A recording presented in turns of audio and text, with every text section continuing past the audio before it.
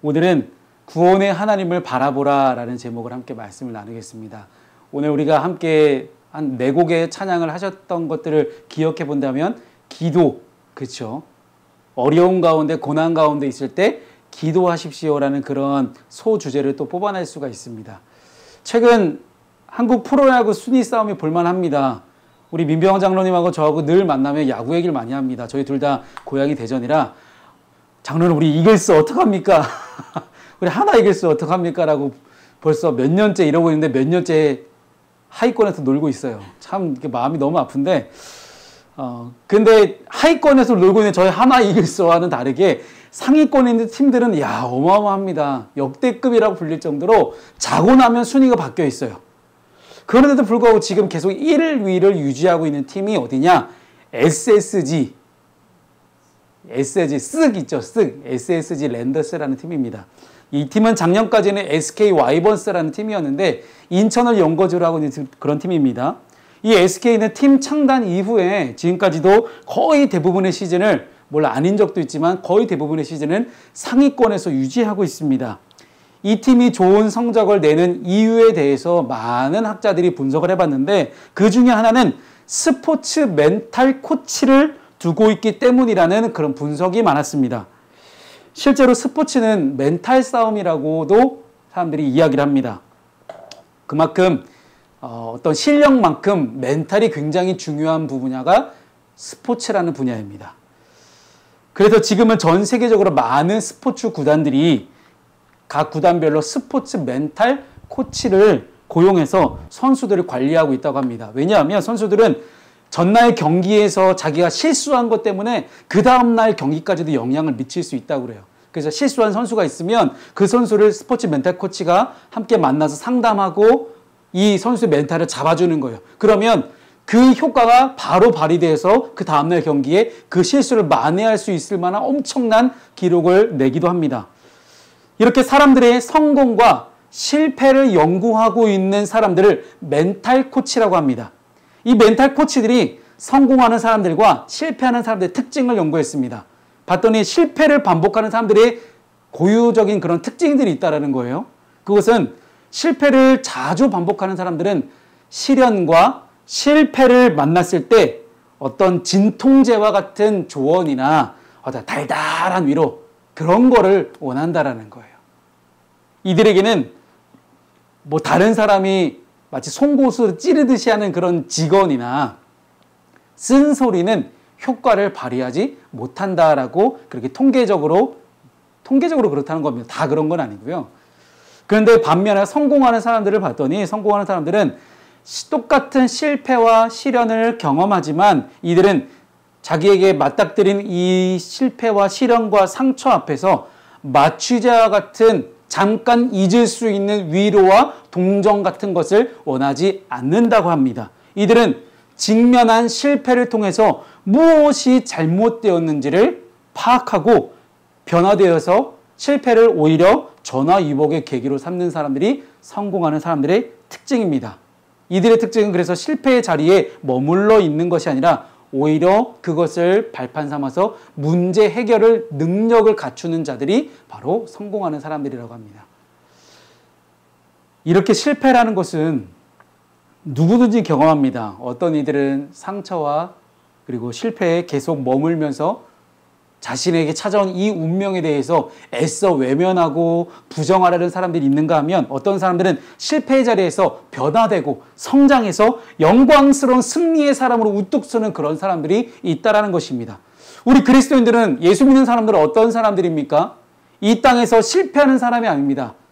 영원한 승리와 영원한 영광, 이것은 예수 그리스도께서 십자가상에서 이미 이루셨던 놀라운 사건입니다. 그래서 이 예수 그리스도의 십자가를 통해서 함께 죽고 함께 살았던 사람들은 이 그리스도인들은 하나님의 나라에서 영원한 영광을 누릴 수는 있지만 그렇다고 우리가 멀리 있는 저 하나님의 나라에서 누리는 그 영광만 바라보는 것이 아니라 지금 이 땅에서 내가 있는 지금 여기에서 이 자리에서 승리를 경험하고 하나님의 영광을 경험하는 사람들이 바로 그리스도인이라는 사실입니다. 그래서 이제 수요일 날 사도신경 강해를 함께 들으신 분들은 아마 기억하실 테지만 하나님의 나라는 참 멀리 있긴 합니다. 하지만 이 하나님의 나라가 지금 이 땅 가운데서 내가 경험하지 못한다면 나중에 갈 수 있는 하나님 나라도 없다라는 거예요. 여러분, 몇 번 제가 말씀드렸던 부분입니다. 우리가 살아가는 이 땅이 메인 디쉬입니다. 메인 요리예요. 하나님의 나라는 디저트입니다. 메인 요리를 먹어야지만 디저트가 나오는 것처럼 이 땅에서 하나님의 인도하심과 하나님을 경험대로만 말미암아 하나님의 나라가 여러분 안에 세워지기를 소망합니다. 오늘은 남유다의 네 번째 왕 여호사밧 왕에 관한 이야기입니다. 이 여호사밧 시대에 큰 시련이 닥칩니다. 전쟁이 일어나는 것이죠. 그런데 여호사밧이 크게 뭔가 잘못한 것도 아니에요. 여러분, 우리가 그 생각하잖아요. 나한테 뭔가 안 좋은 일이 생겼어. 그럼 하나님 나한테 벌 주시나 보다. 그렇게 생각할 때가 있어요. 그런데 여호사밧은 크게 잘못한 게 없습니다. 오히려 너무 잘했어요. 본문 20장의 앞장인 19장 말씀에서 여호사밧은 하나님께 사랑을 받을 만한 위대한 종교 개혁을 이뤄냅니다. 그런데 20장은 뜻하지 않은 위기의 순간을 경험한 것입니다. 사랑하는 여러분, 오늘 본문의 말씀을 통해서 그리스도인들이 단순히 내가 잘했고 못했고를 떠나서 위기의 상황 가운데 어떻게 대처하는 것이 과연 올바른 그리스도인들의 선택인지를 함께 나누도록 하겠습니다. 첫 번째 말씀은 위기의 순간에 기도하라는 것입니다. 기도할 수 있는데 왜 걱정하십니까? 찬양했던 것처럼 오늘 본문에 나오는 여호사밧 왕은 실패와 시련을 목점에서 멘탈 코치들이 연구했던 것처럼 실패에 그냥 좌절하고 그냥 엎드려져 있고 그냥 쓰러져 있는 것이 아니라 그는 그때 단순한 위로나 동정을 받으려고 하지 않았습니다. 그는 문제를 직면하고 그 문제를 한번 뛰어넘어 보자라고 그렇게 도전할 수 있는 그런 사람이었습니다.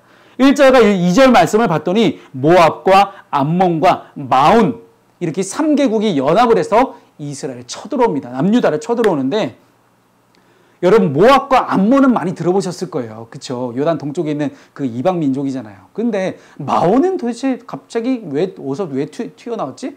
갑툭 튀죠. 마온은 도대체 어디인지 궁금하시죠? 여러분, 마온이라는 그곳의 지명 이름이거든요. 지명 이름인데 실제로 유다 땅 안에 속해 있는 지명 이름이에요. 그러니까 모압과 암몬처럼 저 멀리 다른 나라가 아니라 마온이라는 지역은 유다 땅 내에 있는 지역이지만 그 땅에 살고 있던 거류민들, 즉 이스라엘이 가나안 땅을 정복했을 때 미처 다 쳐내지 못했던 가나안 거류민들이에요. 이방 민족이지만 함께 같은 땅에 살고 있는 사람들이죠. 근데 그들이 그냥 자기가 자기 땅에 살고는 싶으니까 그동안 그 긴 세월 동안 이스라엘에게 그냥 복종한 거예요. 우리 저기 살게만 해주십시오. 당신의 말 잘 듣겠습니다. 이렇게 한 거예요. 그런데 모압과 암몬이 쳐들어올 때 어떻게 합니까? 마온이란 지역 사람들을 꼬드긴 거예요. 야, 봐라. 유다 나라가 지금 얼마나 우리가 약하냐. 근데 우리가 쳐들어오면 너희가 합세하면 할 수 있다. 밖에서 쳐들어오고 안에서 마온 애들이 확 봉기를 일으키면 내외적으로 유다는 흔들릴 것이다라고 아마 생각했을지도 몰라요. 그래서 마온이라는 지역은 유다 땅 내에 속해 있는 지역이지만 외세의 세력과 결탁해서 유다를 넘어뜨리려고 어떻게 한번 해보려고 했던 그런 사람들이라는 거죠. 수많은 적군들이 큰 대열을 이루고 남유다 영토에 이르러 공격 준비를 이제 공격 준비하면 하고 있어요. 그런데 이와 같은 광경을 봤던 여호사밧이 뭐라고 고백합니까? 3절 말씀을 봤더니 두려워하여, 여호사밧이 뭐라고 돼 있어요? 두려워하여라고 돼 있어요. 왜냐하면 그는 전쟁이 어떤 건지 알고 있었어요. 어떤 전쟁이었을까요? 그 앞에 말씀, 우리가 묵상했던 말씀들을 돌이켜보겠습니다. 복기해 보면 앞선 18장에서 그는 북이스라엘과 연합을 합니다. 북이스라엘과 연합을 해서 아람, 지금은 시리아죠. 아람과의 전쟁에 나섭니다. 그때 어떻게 됐습니까? 여호사밧이 죽을 고비를 넘기고 간신히 살아서 돌아왔죠. 이 이야기는 18장의 전쟁 이야기 이따가 또 한 번 하도록 하겠습니다. 전쟁의 참혹함이 무엇인지, 전쟁에서 패배가 얼마나 쓰라린 경험인지 그는 명확히 알고 있었던 거예요. 그래서 또다시 엄청난 대군이 쳐들어왔다고 얘기를 들으니 그가 두려움에 빠진 겁니다. 여러분, 사단은요, 제일 먼저 우리에게 뭘 합니까? 외부의 공격 이전에 제일 먼저 우리의 마음을 약하게 만듭니다. 그래서 우리는 항상 우리의 마음을 잘 지킬 수 있어야 됩니다. 오늘 본문의 3절, 4절 말씀 이제 해결법을 보겠습니다. 함께 우리 읽어볼까요? 시작. 여호사밧이 두려워하여 여호와께로 낯을 향하여 간구하고 온 유다 백성에게 금식하라 공포하매 유다 사람이 여호와께 도우심을 구하려 하여 유다 모든 성읍에서 모여와서 여호와께 간구하더라. 아멘. 여호사밧이 어떻게 합니까? 위기의 순간에 기도합니다. 기도했어요. 그가 이전 전쟁에서는 기도하지 않았어요. 앞선 18장에서 있었던 그 북이스라엘과의 연합을 통해서 치렀던 아람과의 전쟁, 그때 그는 기도하지 않았습니다. 역대하 18장 3절 말씀을 우리 함께 읽어볼까요? 시작. 이스라엘 왕 아합이 유다 왕 여호사밧에게 이르되 당신이 나와 함께 길르앗 라몬으로 가시겠느냐 하니 여호사밧이 대답하되 나는 당신과 다름이 없고 내 백성은 당신의 백성과 다름이 없으니 당신과 함께 싸우리이다 하는지라. 아멘. 북이스라엘과 동맹을 이루고 아람을 쳐들어갔던 이 전쟁에서 그는 승리를 할 줄 알았어요. 당연히. 왜냐하면 그 당시에 북이스라엘이요, 군사력이 엄청 막강했거든요. 거기에 조금만 수저만 얹으면 당연히 아람 정도는 이길 줄 알았죠. 근데 큰 패배를 경험하고 간신히 자기 목숨만 건져서 돌아옵니다. 그가 실패 현장에서 무엇을 깨달았을까요? 기도하지 않았음을 깨닫습니다. 기도하지 않았어요. 그렇기 때문에 이 여호사밧 왕은 또다시 전쟁의 위기가 찾아왔을 때 더 이상 마병과 군사를 의지하지 않고 기도부터 하자. 기도부터 하자. 자신이 기도하게 하고 백성들도 기도하게 합니다. 그래서 방금 읽었던 우리 3절과 4절 말씀까지 보면 3절에도 뭐라고 되어 있어요? 여호와께로 낯을 향하여 간구하고 라고 되어 있죠. 그리고 4절 말씀에서도 유다 모든 성읍에 모여와서 뭐 했다고? 여호와께 간구하더라 라고 되어 있습니다. 여기서 여러분 간구하다라는 이 간구라는 빨간색 글씨가 두 번이 반복되어 있죠. 이 간구라는 것은요, 두 번 등장하는데 이 자세하게 조사하다. 자세하게 조사하다는 그런 의미를 갖고 있습니다. 즉 답은 정해져 있어요. 하나님 편에서 봤을 때 답은 정해져 있습니다. 근데 이미 답이 정해져 있는 이 답을 알기 위해서 자세하게 조사하는 것, 그것을 오늘 본문에 쓰이는 간구라는 단어의 의미입니다. 여호사밧과 그의 백성은 하나님 앞에서 우리가 무엇을 잘못하고 있는지 그는 자세하게 조사한 겁니다. 우리가 이 위기를 넘어서 승리하기 위해서는 어떻게 해야 되는지 자세히 물어본 것입니다. 여러분, 우리의 믿음의 선조이고 하나님 마음에 합한 사람이라고 불렸던 다윗 왕을 보겠습니다. 다윗은 기도하기를 너무나 자세하게 기도했던 사람이었습니다. 그래서 그는 유다 성읍에 올라갈까요? 헤브론 산지에 올라갈까요? 뭐 그렇게 자세하게 물어봐요. 하나님께. 그들은 하나님 앞에 자신들이 고쳐야 하는 것이 무엇인지를 분명히 물어보고 순종해야 하는 것이 무엇인지를 하나님께 물어봤다라는 것입니다. 위기의 순간에, 여러분의 삶의 고통의 순간 가운데, 고난의 순간 가운데 이렇게 구체적으로 기도할 수 있기를 바랍니다. 하나님께 물어보세요. 하나님, 혹여나 제가 하나님의 마음에 합하지 않았던 것, 하나님의 뜻에 옳지 않았던 것이 과연 뭐가 있을까요? 물어보세요. 그렇게 자세하게 구체적으로 물어보고 하나님과 함께 협상의 자리에서 하나님, 제가 잘못한 것이 있으면 제가 벌을 달게 받겠습니다. 혹은 내가 잘한 것이 있으면 하나님 저를 칭찬해 주십시오. 하나님, 이런 중요한 문제가 있는데 이것을 위해서 제가 어떻게 하면 좋을까요? 저한테 가끔씩 이제 몇 번 물어보시는 분들이 있어요. 목사님, 이럴 때 어떻게 할까요? 라는 질문을 해봤을 때 제가 꼭 역으로 드린 질문 중에 하나가 뭐냐면, 그러면 성도님을 얼마나 기도하셨어요? 라고 꼭 여쭤봐요. 아니, 제가 하나님도 아니고 제가 어떻게 다 압니까? 전 하나님이 아니에요. 여러분, 모든 걸 다 알고 계신 우리 하나님밖에 없습니다. 그래서 물론 신앙적으로 성경을 어쨌든 더 많이 알고 연구한 우리 목회자에게 물어볼 수는 있습니다. 이것이 성경적인 법칙과 하나님 나라의 법칙이 맞는 건지 판가름할 수 있지만, 분명하게 중요한 것은요, 여러분들이 하나님께 구체적으로 기도해야 된다는 거예요. 여러분 구체적으로 기도하시면 하나님도 여러분들에게 구체적으로 응답하십니다. 그렇게 구체적으로 응답하신 하나님을 만나고 경험하는 것이 바로 인격적인 하나님을 만나고 경험하는 거예요. 이렇게 인격적 하나님을 만나고 경험하는 것이 여러분들의 신앙의 좋은 자양분이 됩니다. 몇 차례 제가 강조해서 드리는 말씀이죠. 위기와 고난의 순간에 왜 나만 겪는 고난이냐고 하나님께 불평하고 불만을 가지고 이렇게 하지 말라는 거예요. 그거보다는 고난의 이유에 대해서 왜 나에게 고난이 찾아왔는지 묵상하지 말고 고난에 어떻게 반응하고 고난에 대해서 어떻게 말을 하고 고난에 대해서 어떻게 행동하는 것이 하나님을 믿는 자녀로서 하나님을 믿는 신앙인으로서 하나님 보시기에 무엇이 옳은지를 묵상하라는 것입니다. 왜 나한테 이렇게 고난을 허락하냐고 막 떼쓰지 말고 이 순간 가운데 내가 하나님의 자녀로서 하나님의 자녀답게 선택하고 판단하고 행동하는 것이 무엇인지를 묵상해 보자는 겁니다. 여호사밧처럼 다윗처럼 모든 순간 가운데 우리가 기도할 수 있기를 바랍니다. 작은 신음에도 응답하시는 하나님은 지금도 살아계셔서 저와 여러분 가운데 함께하고 계십니다. 그 함께 하신 하나님은 우리와 어떤 관계를 맺고 싶어 하시냐? 사랑의 관계를 맺고 싶어 하십니다. 5절부터 12절까지의 긴 내용은 여호사밧이 백성들을 다 유다 성읍으로 불러 모아서 예루살렘 회중 가운데 서서 실제로 부르짖음하는 그 기도의 내용을 담고 있어요.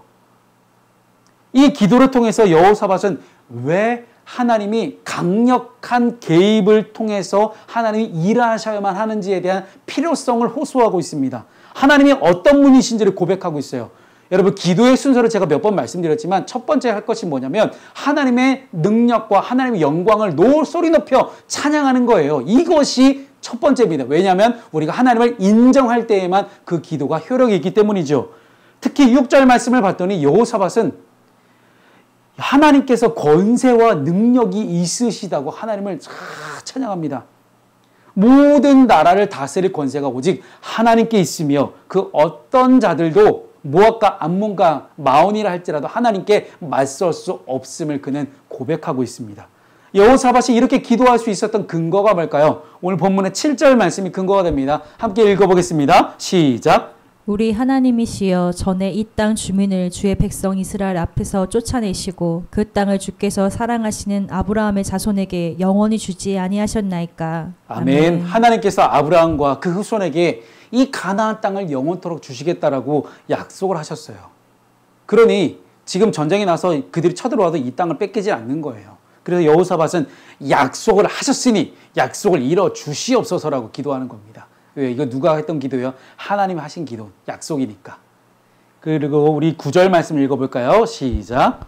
만일 재앙이나 난리나 견책이나 전염병이나 기근이 우리에게 임하면 주의 이름이 이 성전에 있으니 우리가 이 성전 앞과 주 앞에 서서 이 환난 가운데에서 주께 부르짖은즉 들으시고 구원하시리라 하였나이다. 아멘. 이 장면은요 어디로 거슬러 올라가게 되면 솔로몬이 성전을 딱 지었을 때 의리의리한 이 성전을 지어놓고 솔로몬이 뭐라고 기도했습니까? 기억나시죠? 우리에게 고난이 환난이 찾아왔을 때 외적이 쳐들어왔을 때 하나님이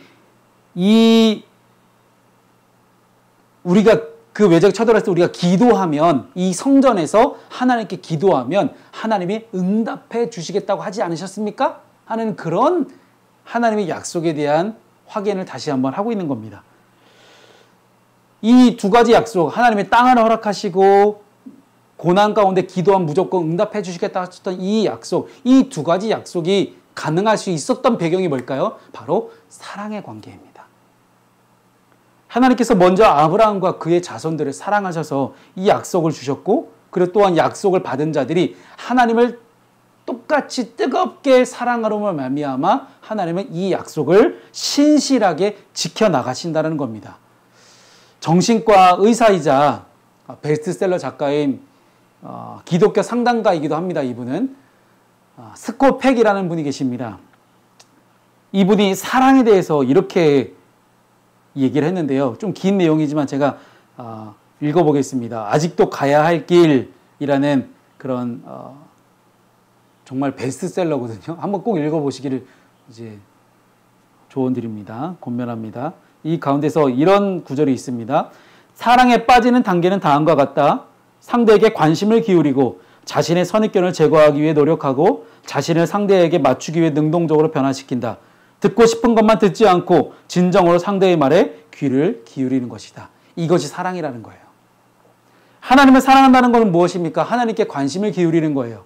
나의 선입견을 제거하기 위해 노력을 하고 나를 하나님께 맞추기 위해서 나를 능동적으로 변화시키는 거예요. 거의 대부분의 사람들이 어떻습니까? 나에게 하나님을 갖다 맞출 생각을 해요. 하나님 저 이렇게 계획하고 저 이렇게 기도하고 있으니까 이렇게 기도를 응답해 주세요. 그게 아니라 내가 하나님께 나의 기도를 갖다 맞추는 것이 사랑이라는 것이죠. 내가 듣고 싶은 말만 듣는 것이 아니라 하나님이 어떻게 말씀하시는지를 그 사랑의 음성에 내 귀를 기울여 보는 거예요. 이것이 바로 하나님을 사랑하는 것입니다. 이렇게 하나님을 사랑하고 하나님이 주신 약속에 신실함으로 다가갈 때 하나님은 우리에게 반드시 응답하시고 역사하시고 우리를 승리하게 하시는 그런 하나님이십니다. 하나님은 우리를 사랑하시죠. 그리고 하나님은 우리 또한 하나님을 사랑하기를 원하십니다. 하나님을 사랑하며 드리는 기도, 내 선입견을 버리는 기도, 하나님께 나를 맞추기 위해 적극적으로 내가 변화되겠습니다. 내가 순종하겠습니다 하는 그런 기도, 내가 말하고 싶은 것만 말하는 것이 아니라 하나님의 사랑의 음성에 하나님이 어떻게 말씀하시는지 그 부드러운 음성에 귀를 기울일 수 있는 그런 기도, 이런 기도를 하나님께서 기쁘게 받으시고 그 위대한 약속을 우리에게 이루어 주십니다. 오늘 여호사밧의 기도는 그런 기도였습니다. 너무나 모범적이고 잘된 기도였어요. 이렇게 하나님께 모든 걸 맞춘 기도를 했던 여호사밧에게 하나님은 놀라운 능력과 행함으로 역사를 이루어 가셨습니다. 그래서 마지막 세 번째는 주님만 바라보고 하는 그런 기도를 우리가 해야 된다는 것입니다. 여호사밧의 이 기도문의 절정이 어디에 나옵니까? 마지막 12절에 나와요. 함께 읽어보겠습니다. 시작. 우리 하나님이여 그들을 징벌하지 아니하시나이까. 우리를 치러오는 이 큰 무리를 우리가 대적할 능력이 없고 어떻게 할 줄도 알지 못하옵고 오직 주만 바라보나이다 하고. 아멘. 오직 주님만 바라봅니다. 여러분 사실 이 여호사밧과 유다의 병력을 한번 우리가 계산을 해보면 절대 적은 병력이 아니에요. 모압과 암몬과 마온이 쳐들어왔어도 그들과 맞서 싸울 수 있는 군사력이 있었어요. 역대하 17장 14절부터 19절에 보게 되면 이 모든 지파들의 유다와 베냐민 지파, 여호사밧에게 속한 왕궁의 군사들을 다 합쳐보면 약 120만의 용맹스러운 군사가 있습니다. 이 정도면 이들의 시선이 충분히 자기들이 갖고 있는 숫자를 향할 수도 있어요. 야, 우리가 120만 했는데 쟤네 3개국에 쳐들어와 봤자 우리가 이길 수 있어. 그리고 여러분 결정적으로 예루살렘이라는 도시는 난공불락의 요새예요. 높은 곳에 위치해 있기 때문에 성을 함락하기 굉장히 어려운 지형입니다. 그러니 120만의 군사가 적절하게 방어를 하면 물리칠 수 있을 거거든요. 그런데 그들은 자기가 가지고 있는 힘과 능력을 바라보지 않습니다. 그들의 시선은 어디로 향해 있습니까? 자기 자신이 아니라 자기의 마음이 아니라 두려워하는 그 자기의 마음이 아니라 내 옆에 강한 군사력이 아니라 오직 주님만 바라보았습니다. 위기의 순간에 오직 주님만 바라봤던 여호사밧과 유다 백성은 이제 곧 여호와께서 어떻게 구원하시는지를 보게 될 겁니다. 이것이야말로 주님을 바라볼 수 있는 자들의 특권이라는 거예요. 오직 주만 바라보는 자는 이미 하나님이 우리에게 주신 승리를 기반으로 살아가는 사람들입니다. 우리가 살아가는 모든 순간은 그저 주님이 다 이루어 놓으신 승리의 순간을 한 발짝 한 발짝 우리는 걸어가기만 하면 된다는 것이죠. 그래서 성도라는 어떤 존재입니까? 언제나 우리와 함께 하시는 주님만을 바라보며 살아가는 존재입니다. 이렇게 우리의 영적인 눈이 열려지길 소망합니다. 영적인 눈이 열려졌던 놀라운 사건 하나를 소개합니다. 열왕기 하 6장의 말씀에 보게 되면 아람 군대가 이스라엘 쳐들어와요.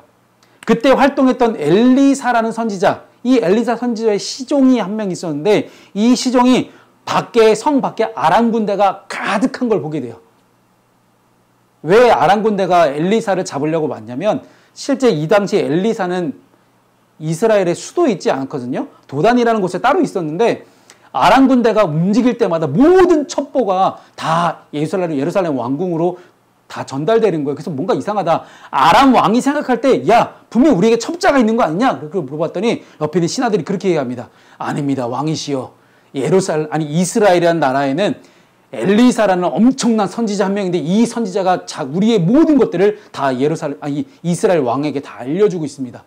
야, 그놈이 도대체 어디 있느냐? 도단에 있습니다. 야, 이스라엘 왕을 잡을 게 아니라 그 선지자부터 죽이자.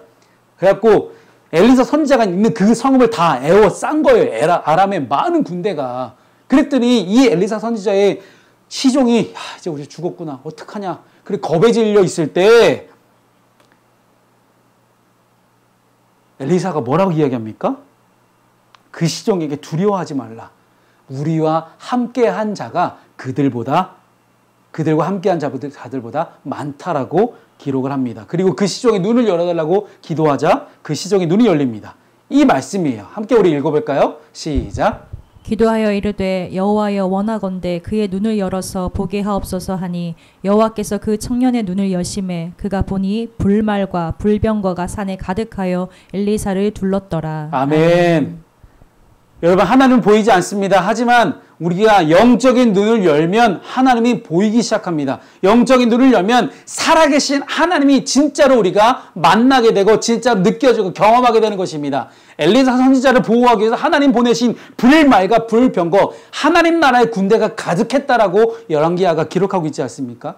오늘 우리가 함께 묵상한 여호사밧 왕은 이렇게 영적인 시력이 굉장히 좋은 사람이었습니다. 보이는 적군 앞에 굴복하지 않고 눈에 보이진 않지만 분명하고 뚜렷하게 살아계신 하나님의 구원하심을 볼 수 있었던 사람이 여호사밧이었어요. 바라기는 저와 여러분도 그렇게 뛰어난 영적 시력을 갖게 되기를 소망합니다. 설교를 마무리합니다. 레몬 심리라는 작가가 있습니다. 이분이 기분이 태도가 되지 않게라는, 이게 책 제목이에요. 기분이 태도가 되지 않게라는 책을 쓰셨는데 거기 안에 이 책 제목의 앞에 부분에도 있는데 이 겉표지에 있는 문장이 참 좋더라고요. 어리석은 사람은 기분을 드러내고 현명한 사람은 기분을 감춘다 라는 그런 문장이 참 다가와서 제가 여러분께 소개하고 싶었습니다. 기분이라는 것은 누구에게나 자연스럽게 생기는 감정입니다. 그런데 그것을 지혜롭게 다스릴 수 있는 사람이 사회생활에서 그리고 영적 전쟁에서 승리할 수 있다는 것입니다. 우리에게 찾아오는 근심도 마찬가지입니다. 이 근심이라는 것은 우리에게 생기는 자연스러운 감정이며 기분입니다. 그런데 어리석은 성도는 근심이 찾아오면 그것이 자신의 영혼을 낙심과 절망에 빠뜨릴 때까지 그냥 지켜보고 그냥 둬요. 근심을 그냥 둔다는 것이죠. 그리고 근심이 우울함과 나태함으로 표현되도록 그냥 방치해둡니다. 그러나 현명한 성도, 지혜로운 하나님의 자녀는 그렇지 않습니다. 근심이 찾아올 때 그 근심이 나의 마음과 생각을 지배하지 않도록 방치하지 않고 적극적으로 하나님을 찾습니다. 여러분, 마이너스로 돼 있을 때 마이너스를 회복하려면 뭐가 있어야 됩니까? 플러스가 계속 더해지면 마이너스는 회복이 됩니다. 마이너스 2에다가 3을 더하면 1이 되죠. 마이너스를 덮을 수 있는 것은 플러스입니다. 그래서 플러스 대신 십자가의 우리 예수 그리스도를 온전히 바라보고 여호사밧이 두려워했지만 기도하고 나아갔던 것처럼 어떤 문제와 근심 가운데서도 여러분들이 기도로 승리하는 저와 여러분 되시기를 주님의 이름으로 축복합니다.